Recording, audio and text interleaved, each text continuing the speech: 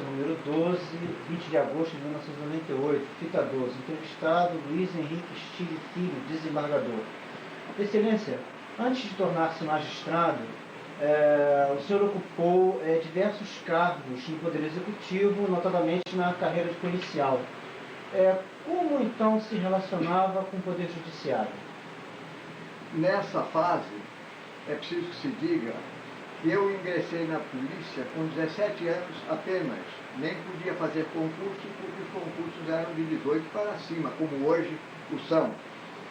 Porém, eu ingressei interinamente. Mais tarde, quando houve um concurso já então para escrivão, eu tive a sorte de me classificar em primeiro lugar. E daí continuei como escrivão de polícia durante uma temporada longa, quando, surgindo um concurso para comissário, já então eu era aluno do segundo ano ou terceiro de Direito, eu me dispus a formar um grupo de pessoas que pudessem frequentar a minha casa para estudarem comigo as matérias do concurso, porque na época nós tínhamos aqui um órgão com o nome de DSP, ou DASP, dirigido pelo Dr. Lealdino, que era da família do Bittencourt, do Curé do Brasil, e era genro do João Brasil. Genro do João Brasil. E com isto eu me preparei e preparei os demais. Graças a Deus tive a sorte de tirar também primeiro lugar nesse concurso. Moço ainda, com talvez uns 19 anos e já no terceiro ano de Direito. Os meus colegas aos quais eu ajudei também passaram, dentre os quais havia uns 2 ou 3 que já eram advogados, mas que queriam tarimba de concurso. Com isso, eles fizeram o concurso. Um deles foi o Dr. Orestes, não sei se você conheceu, e felizmente passamos num número bem compensador. De forma que, ingressando na polícia já em caráter definitivo como comissário de polícia, aguardava eu a minha formatura, porque só então, depois de formado, poderia passar ao cargo de delegado, porque deviam ser necessariamente bacharéis em Direito. Quando terminei o curso, o nosso paraninfo foi então, me parece que senador, não me lembro bem se ele estava ainda como interventor ou já era senador, foi o senador Amaral Peixoto, e que contou com a participação neste recinto de formatura do Coronel Feio, que era a figura número 1 dele como líder político em todo o estado do Rio de Janeiro e secretário de Segurança Pública. Pois bem, uma vez realizada esta solenidade, dias depois eu fui chamado pelo Coronel Feio e me disse: "Ô Stille, 2 coisas eu quero fazer. Uma é que a Secretaria de Segurança Pública dê a você o seu anel de grau." Naquele tempo se usava anel de grau de bacharel em Direito, né?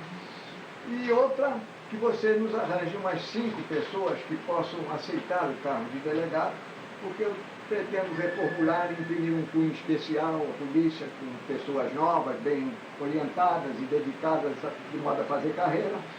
E assim eu convidei realmente 5 colegas, um dos quais foi o Sigmaringa Seixas, que se formou comigo, o outro César do Prado, parente do Prado Kelly, sobrinho, o outro Aloysio Barbosa Porto, que veio a ser o Procurador-Geral da Justiça de Sergipe, ele era sergipano. Me parece que convidei também o Dr. Valigé. Enfim, eu convidei os 5, porém nenhum dos 5 aceitou esse convite para serem delegados de polícia. Isso é importante porque a polícia, infelizmente, não era, como ainda hoje acontece, um órgão muito convidativo para as pessoas que querem se lançar na vida. Mas eu tinha começado a minha vida ali e me sentia feliz. Então realizou-se finalmente a solenidade de entrega do meu anel de grau.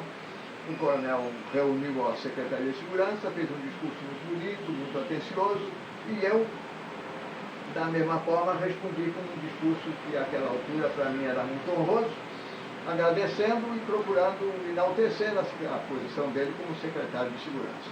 Essa é a primeira etapa.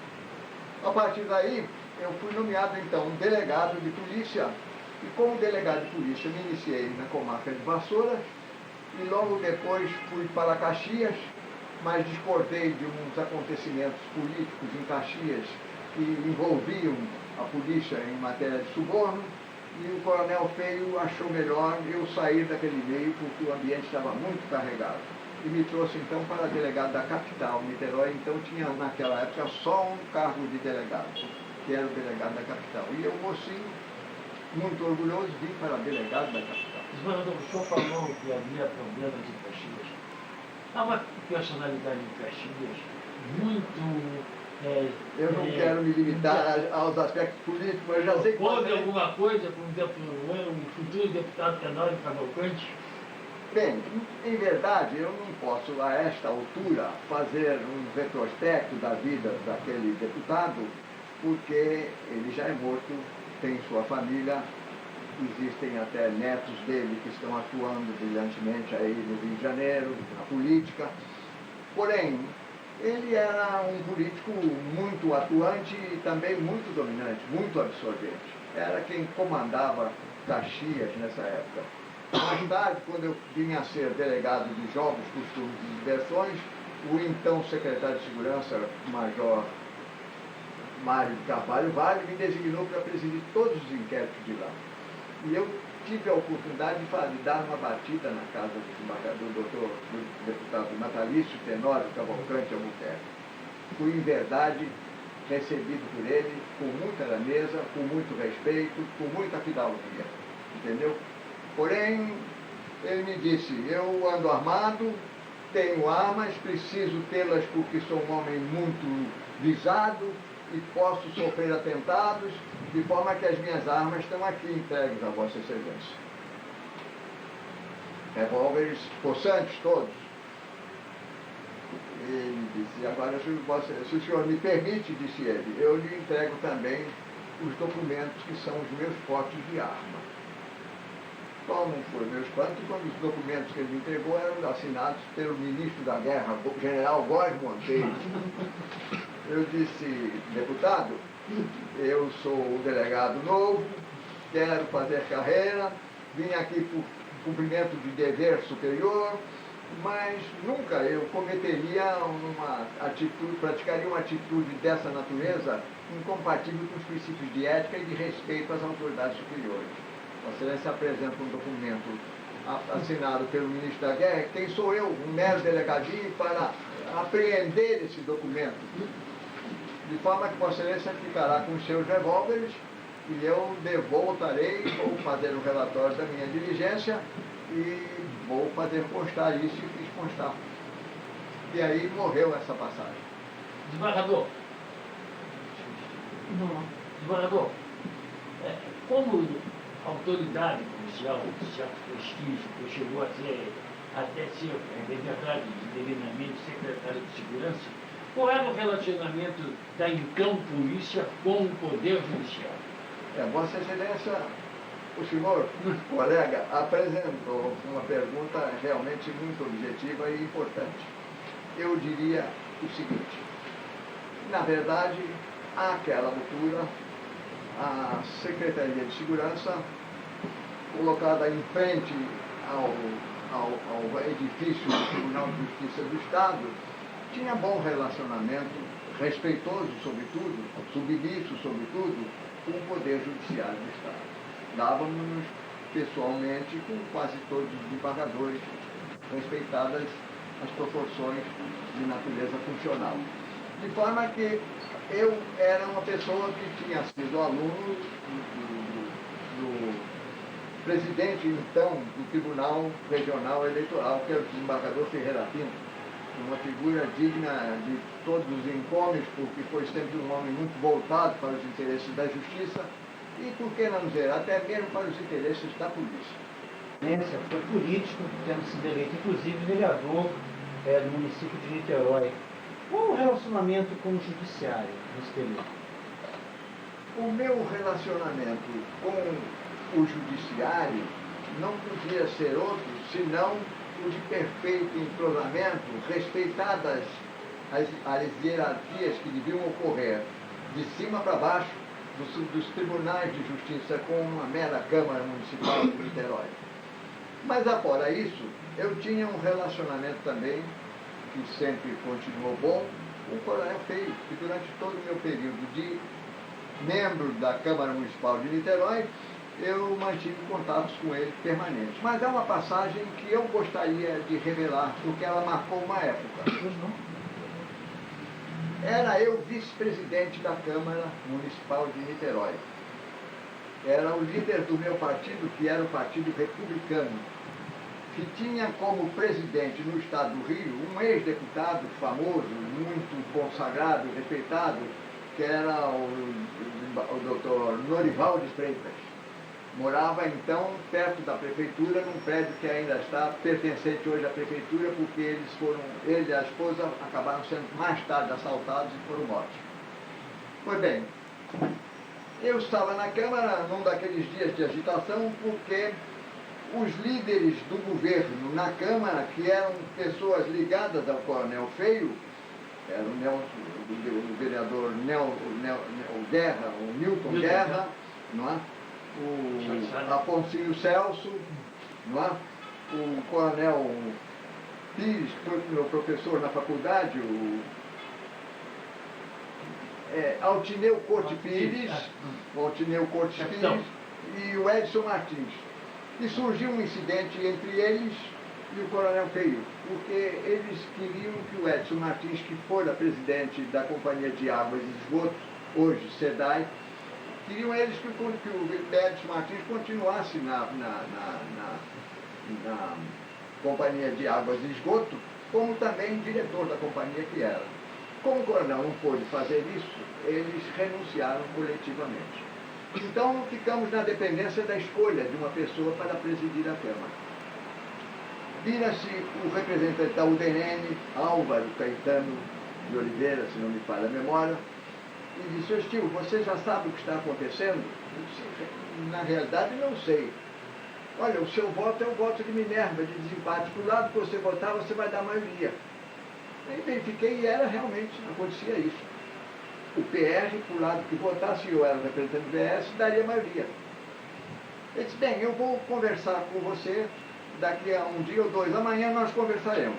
No dia seguinte ele voltou e disse: "Olha, a UDN mandou dizer que se você for candidato, ela apoia você e você estará eleito presidente da Câmara." Eu disse: "Bem, eu não posso responder isso hoje porque isso já envolve matéria de ordem disciplinar, partidária, e eu preciso conversar com o presidente do meu partido. Mas eu vou conversar com ele ou esta noite ou amanhã." E fui. Cheguei lá, o doutor Norival de Freitas já sabia que eu estava sendo candidato. E antes que eu entrasse no assunto, ele virou-se para mim e disse: "Seu Estil, você relata o assunto, porque eu já sei qual é o assunto que o traz aqui. Eu quero dizer a você o seguinte: você veio para fazer o que você quer ou para fazer o que eu achar que deva ser feito?" Isso havia naquela época. Eu disse: "Eu vim para obedecer à orientação que o meu presidente de partido achar que deve ser seguida neste caso." Ele disse: "Então você vai fazer o seguinte: procure o Coronel Feio e diga a ele que o seu voto é dele." Ele era o presidente do PSD. Para o lado que você votar, o coronel será recuperado, porque o coronel ficou muito abalado porque perdeu a liderança na capital. No dia seguinte eu procurei o Coronel Feio. Fui recebido pelo oficial de gabinete dele, que era o Salvador Vieira Mendes, figura muito relacionada com todo mundo naquela época. E o Salvador Vieira Mendes então me disse: "Ô Estil, o coronel está muito abalado. Você vê lá qual é o assunto que você vai conversar com ele para não abalá-lo mais." Eu disse: "Não, o assunto não vai abalá-lo. Vai depender muito dele, mas não é para abalá-lo." E assim ele me fez introduzir no gabinete, e o coronel, como sempre, muito dócil, muito meigo, muito humilde, apesar de ser um coronel. "Senhor, você por aqui outra vez, tem que houve algum aborrecimento, etc." "Não, coronel, eu trago aqui um assunto para entregar a sua solução." E o coronel disse: "Mas qual é o assunto?" "É esse que está abalando a cidade e eu sei que está abalando muito o senhor. É que o meu voto o senhor já sabe que é o de Minerva." Eu disse: "Eu já sei." "Pois é, o doutor Norival de Freitas mandou dizer ao senhor por meu intermédio, e eu ratifico, que o meu voto será do senhor. O senhor dirá em favor de quem eu vou votar e estará tudo resolvido." Ele me deu um grande abraço, foi uma festa muito grande. É importante eu dizer isso, eu vou dizer depois por quê. E com isso ele recuperou a liderança política do município de Niterói. Durante o período em que exerceu a magistratura, atuando ainda no antigo estado do Rio de Janeiro, como se davam as relações entre o Poder Judiciário e, por exemplo, o Ministério Público? Bem, as relações entre o Poder Judiciário e o Ministério Público eram constituídas de duas partes distintas. A parte funcional propriamente dita, em que o juiz, consoante o seu entendimento a respeito de cada assunto, decidia como julgasse melhor no campo do direito, muitas vezes divergindo do Ministério Público. Porém, no âmbito das relações pessoais, elas foram sempre as melhores possíveis. Porque Niterói era uma cidade pequena, todos se davam, todos se conheciam, entendeu? E a amizade era sempre constante. Executivo. E com relação ao Poder Executivo, enquanto juiz, como o senhor se relacionava, por exemplo, com os prefeitos? Com os prefeitos? Os prefeitos em que o senhor atuou ao longo de sua carreira como magistrado, juiz de primeiro grau. Olha, eu como magistrado de primeiro grau, que eu diria de primeira instância, onde quer que eu tenha estado, tenha passado, eu sempre fui muito ligado ao poder dominante no município. Eu, em verdade, iniciei a minha carreira em Itaucara, que era um município muito pobre, muito difícil, muito longínquo, sem condução direta. Naquele tempo tinha 15 de trem, saía daqui às 6h15 da manhã, chegava lá às 7 horas, 6h30 da noite. E depois fui para Rio Claro, no sul do estado, que era mais ligado à minha terra. Fiquei ali uma temporada, vim para Piraí, que era mais perto, porque aqui na Serra das Araras. O senhor é de Barra Mansa. Sou de Barra Mansa. E de Piraí eu fui promovido para Teresópolis, no merecimento. Eu até me contava com essa promoção, porque eu tinha, na ocasião da minha posse, pedido alinhamento. Então eu que tinha tirado 10º lugar no concurso para juiz, eu fiquei no fim do mundo, tendo em vista que muitos outros passaram à minha frente. Mas por merecimento não dependia disso. E eu fui por merecimento não promovido a juiz de Teresópolis. Em Teresópolis, eu fui recebido, até no dia de minha posse, pelo próprio Coronel Feio, e ele tinha casa de campo lá.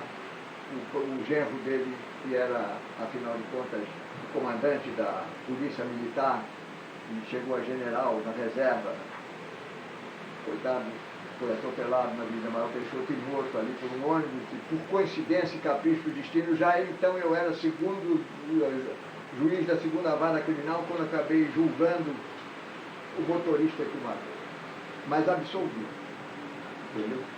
Pois bem, então, em Teresópolis eu fiz um relacionamento muito bom com o Dr. Janotti, que era o prefeito, a senhora dele era titular de um cartório, e fiz um relacionamento, fui rotariano, fui vice-presidente do Rotary lá, e isso bastava para eu ter uma participação em tudo lá, socialmente falando. Sempre me dei muito bem. E já como desembargador, qual o seu relacionamento com os governadores pelos quais o senhor... Bem, os meus relacionamentos com os desembargadores eu posso classificar da seguinte maneira. Enquanto estive no estado do Rio, enquanto passei para o Rio de Janeiro. Vamos primeiro no antigo estado do Rio de Janeiro. Ao tempo em que eu fui nomeado desembargador, eu... Tem um detalhe aí que eu não precisaria falar. Mas é bom. É bom falar, né? Bem, havia um desembargador, havia um governador, que eu não vou citar o nome, costumava mandar uma pessoa em casa quando havia julgamento de mandado de segurança contra o governo do Estado. Entendeu? E na primeira vez eu o recebi muito bem. Aliás, eu me dou com essa pessoa que ia à minha casa até hoje, mas fui cortês com ele e ele não se sentiu comigo. Então, esse governador tinha esse hábito. Em função disso, na segunda vez eu tive que dizer: o senhor não venha porque eu quero julgar com independência. Não vou ser indelicado com o senhor, mas são interesses de funcionários.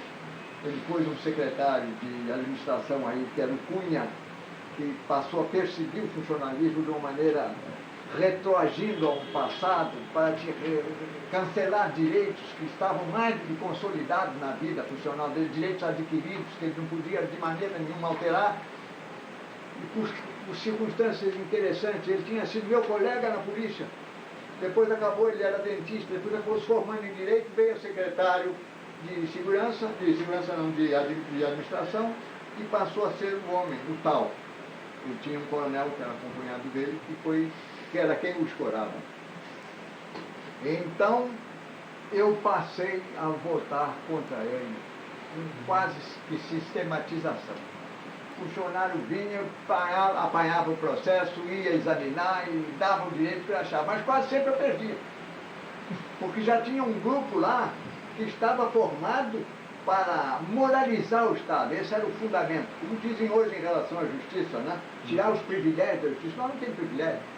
O que a justiça tem são direitos que lhe foram incorporados à vida patrimonial e funcional desde o tempo do Império. São direitos. Mas não vamos entrar nisso.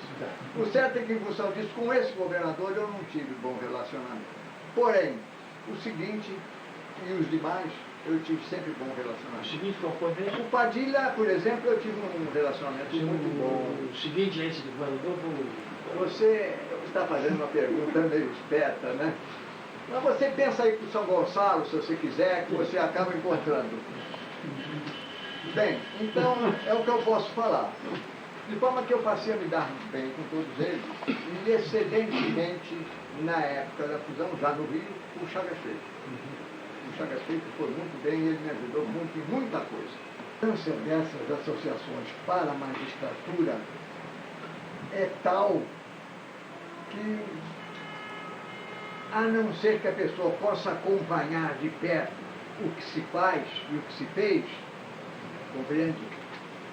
A pessoa que está de fora nunca chegará a conhecer. Né?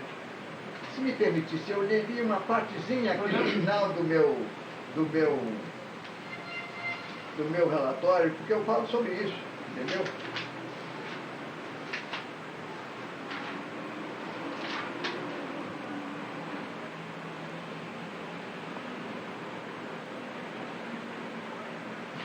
Então eu vou dizer aqui.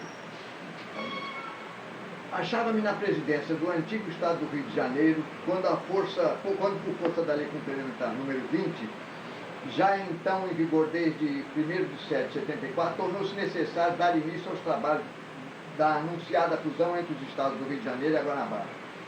Em consequência, na qualidade de presidente do antigo Tribunal de Justiça do Estado do Rio de Janeiro, então ainda existente, passei a integrar como presidente da Comissão de Desembargadores designada para compor a Comissão Mista de Desembargadores dos dois estados, incumbidos de elaborar o anteprojeto do Código de Organização de Rio de Janeiro, aqui não precisa de votar. Então, futuro Estado do Rio de Janeiro, constante de 3 de maio, etc. Tal qual destinava-se a estabelecer, como foi dito, a organização da divisão judiciária do futuro Estado do Rio de Janeiro. Teria de ficar concluído impreterivelmente até 15 de março, já bem próximo, de modo a ser aprovado pelo Tribunal de Justiça do Estado, a ser criado e instalado naquela mesma data para o efeito de aprovação, uma vez que se destinava não só a reger a organização judiciária, como o funcionamento de seus órgãos e serventias pastorais. Agora, aqui é que eu vou dizer. Tudo isso é importante salientar, a ser apreciado e aprovado durante a reunião solene de instalação do tribunal então criado, logo em seguida a posse de seus novos membros, que seriam, como foram, escolhidos e nomeados pelo governador do Estado um dia antes da sessão marcada para tal solenidade.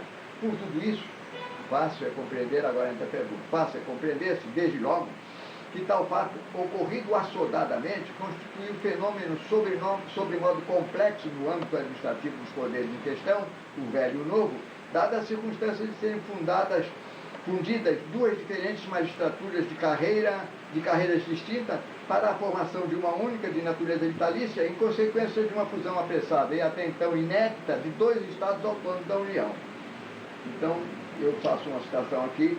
A verdade, no entanto, é que, para apreciarmos tal assunto, abstraindo-nos das dificuldades maiores, inevitáveis diante da realidade jurídico-constitucional em causa, teremos que examinar em concreto como afinal se efetuou a fusão das duas carreiras, evidentemente bem diversas, das magistraturas dos estados fusionados, defrontando-nos assim como obstáculos, vantagens, fatores integrativos, angústias e direitos dos juízes fluminenses e guanabarinos, até o momento da concretização do ato culminante da primeira e até hoje única fusão de duas unidades da federação. Para tanto, é mister se tornem desde logo conhecidos os termos do artigo 8º e 7º, mas eu não vou ler. Então eu venho aqui e esclareço, inclusive, o que eu tive que fazer. eu declaro aqui que assumir a condição de presidente da Associação dos Magistrados Brasileiros ostensivamente. Passei a me ligar aos integrantes do antigo Estado do Rio de Janeiro, passei a buscar com ele as soluções desejadas, fiz com eles este ofício que está aí, que eu iria mostrar a você, ao governador, expondo tudo e pleiteando finalmente que ele examinasse o assunto e decidisse de acordo com os superiores desígnios da situação jurídica que estava nas suas mãos, porém nunca tive resposta. Fui então ao governador em companhia de uma comissão constituída de 4 ou 6 desembargadores, dentre os quais o presidente do Tribunal de Justiça. Quando cheguei lá, o presidente do Tribunal de Justiça insistiu: você vai sentar-se aqui na cabeceira. Eu disse: mas como, Luiz Andrade? Se eu sou corregedor, você que é o presidente, você tem que estar de frente ao governador, a mesa era cumprida. Ele disse: bom, mas quem vai falar é você. Várias razões. Primeiro, porque você tem mania de oratória. Segundo, porque você é o presidente da Associação dos Magistrados Brasileiros. E terceiro, você é a pessoa que está lutando pelos magistrados do antigo Estado do Rio de Janeiro. Então eu aceitei e fiz o seguinte.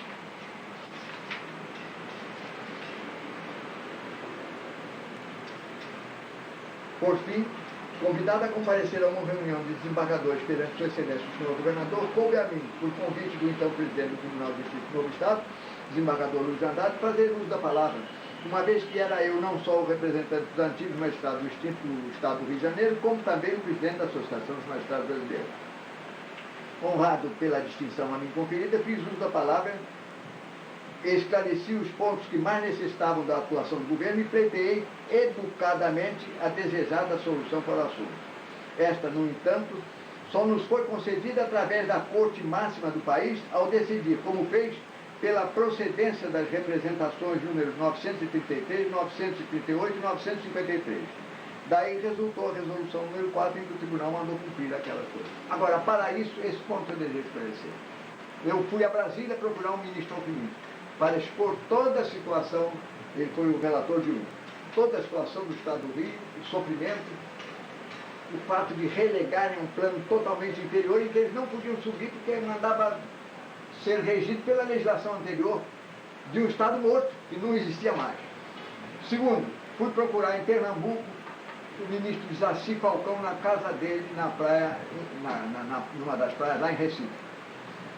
Expus também toda a situação do Estado do Rio de Janeiro, que era o relator da 938. E, finalmente, fui ao Rio Grande do Sul procurar o presidente da representação número 953, de que era relator o ministro Thomson Flores. O ministro Thomson Flores estava na praia de Osório. O presidente do Tribunal de Justiça de lá, pessoa com quem eu passei a lidar depois que fiz uma conferência lá no Tribunal de Justiça do Rio Grande do Sul, disse: não, pode ficar descansado que você vai falar com ele. Amanhã sábado eu vou levar você lá, você fala com ele lá no local de repouso dele. E eu fui e ele me atendeu muito bem. Com isso nós tivemos as 3 representações julgadas procedentes e o governo do Estado teve que anular tudo que fizera e voltar atrás, através dessa portaria número 4, dessa resolução número 4, que essa já foi do tribunal, do desembargador. Finalmente, desembargador. Uma última pergunta para encerrar nossa entrevista. Vossa Excelência foi presidente do TRE do Rio de Janeiro em 84. Exato. Gostaríamos então de fazer 2 pequenas perguntas. Primeiro, o que o senhor pensa da existência de uma justiça eleitoral? Sim. E segundo, aproveitando o período que o senhor foi dela presidente, nos relatar um pouco das dificuldades de se ter uma justiça eleitoral no Brasil. Eu acho a justiça eleitoral indispensável, porque nós temos de ter uma justiça preparada especificamente para reger os assuntos eleitorais, que são assuntos dispersos, muito extravagantes, eles tomam posições muito diferentes, e nem sempre a justiça comum teria tempo para cuidar disso. Um momento, justiça eleitoral.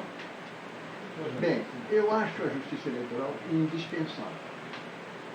porque é um órgão incumbido especificamente de tratar dos assuntos relacionados com as eleições em todo o país, que é um país enormíssimo, que é um verdadeiro continente. Não houvesse um órgão controlador com poderes, inclusive, no sentido de reprimir certos abusos, certos excessos por parte de candidatos que extrapolam, que extravasam e penetram até na vida pública, muitas vezes buscando ajuda para a sua campanha. Não houvesse esse órgão e muita coisa seria feita sem termos um órgão próprio para reprimir. Como é que eu acho do poder eleitoral? O ponto fraco dele é que ele não está aparelhado ainda em condições de atender a essa vastidão territorial e heterogênea sob o ponto de vista hemisférico, porque o Rio Grande do Sul é um estado evoluidíssimo, com aquelas pradarias, tudo nascendo pela própria força da natureza. O norte do país, as crianças morrendo à fome, descendo ao leito de um rio seco, fazendo um furozinho pequeno para buscar água lá no fundo. Esse é o nosso país. Então nós temos que ter órgãos próprios para cuidar das coisas que lhes são peculiares, para poder haver um órgão a quem se possa dirigir e pleitear as providências que forem necessárias. Desembargador, voltando um pouco atrás, o senhor participou da construção daquele prédio que hoje foi demolido, foi implodido. Em frente ao nosso? O senhor tem alguma coisa a dizer sobre isso? Bem, eu não participei da construção. Eu atuava ao tempo em que ele já estava no esqueleto, né? Porque ele ficou no esqueleto muito tempo. Há quem diga que foi um dos governadores que não quis dar verba para continuar. Então, eu não quero chegar até lá, porque é um ponto que... Mas, de qualquer forma, a gente lamenta, porque o nosso Poder Judiciário precisava realmente de um prédio maior, que acomodasse melhor, instalasse melhor todos os integrantes, todos os órgãos que ele se compõe, né? De forma que, relativamente a isso, o que eu posso dizer é isso. Agora, quanto a esse esqueleto, o que eu quero dizer é o seguinte: no tempo, quando eu fui eleito presidente do Tribunal Regional Eleitoral, eu fui procurado pelo prefeito de Niterói. Esse é o Tribunal Eleitoral? Esse é a maquete. No eleitoral? No eleitoral. Ah, tá bem.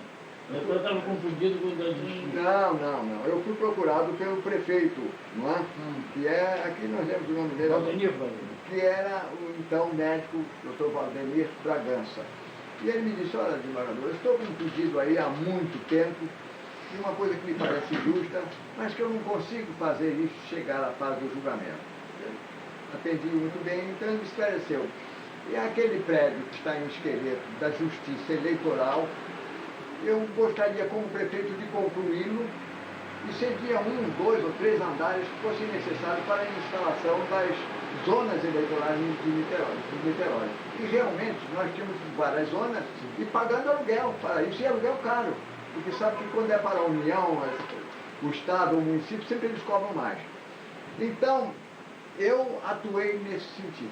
Eu fiz o seguinte: pedi uma audiência ao presidente do Superior Tribunal Eleitoral em Brasília. Liguei para o senador Amaral Peixoto e pedi se ele podia me dar cobertura indo comigo lá, e o prefeito, para esse fim, para pleitear a autorização para examinar o assunto e decidir de acordo com a orientação que eu recebesse lá de cima. E assim fomos os três à presença do ministro presidente do Supremo, do Superior Tribunal Eleitoral. Nos atendeu muito bem, nos acolheu com muita atenção, achou muito razoável o que se pretendia e disse: olha, desembargador, eu vou falar com o senhor o seguinte: o senhor resolva lá o assunto, ponha em julgamento, o que ficar decidido basta se limitar a nos dar ciência do que vai ser feito. E assim eu consegui decidir, embora 2 do antigo Estado do Rio de Janeiro tenham votado contra, eu também omito o nome deles 2. Entendeu? Votaram contra. Mas conseguimos a autorização e está aqui é o dia em que nós estávamos inaugurando. Ó. Olha aqui a placa que eles puseram lá, inclusive com o meu nome. Mas que um colega que me sucedeu, já está morto, Deus o tem em bom lugar, mandou tirar porque ele não gostava de mim. Não devia ficar, não havia razão para botar o nome do presidente do Tribunal de Justiça na inauguração de um prédio da Prefeitura de Niterói. E essa placa foi tirada. Hoje ela está numa das zonas eleitorais, lá em cima, escondidinha, mas ainda está na parede. Entendeu? E eu lamento que isso tenha ocorrido, porque ele era da minha Câmara. Entendeu? Era meu revisor. Bom, Excelência, nós encerramos a nossa entrevista, agradecemos a sua participação. Se o senhor quiser... Foi isso. Se o senhor quiser acrescentar mais alguma coisa, estamos agora à vez. O que eu posso acrescentar é que, em primeiro lugar, felicito os senhores e todos aqueles que estão integrando essa comissão incumbida de apurar a vida do Poder Judiciário do Estado do Rio de Janeiro para ficar como memória, tendo em vista que foi um tribunal que deixou realmente muita tradição. Nós tivemos desembargadores de muito valor ali, pessoas que tinham muito talento, um conhecimento jurídico muito desenvolvido. Você se recorda de alguns, não é? Não vou citar uns porque não poderemos citar outros e fica desagradável. Mas que tivemos desembargadores talentosos ali, nós tivemos. O Estado do Rio, naquele tempo, vivia tranquilo dentro de uma posição de um Estado que não era dos mais destacados, no concerto dos demais Estados da União. Mas era um Estado que tinha ordem, havia respeito, havia dedicação, os integrantes trabalhavam com ardor, com amor, com vontade de produzir, de consertar, de encaminhar tudo direitinho. De forma que eu felicito essa comissão e acho que a lembrança de fazerem isso é uma lembrança muito boa, muito útil e que vai perpetuar certas passagens que muita gente não pode conhecer, senão através daqueles que ainda estão vivos.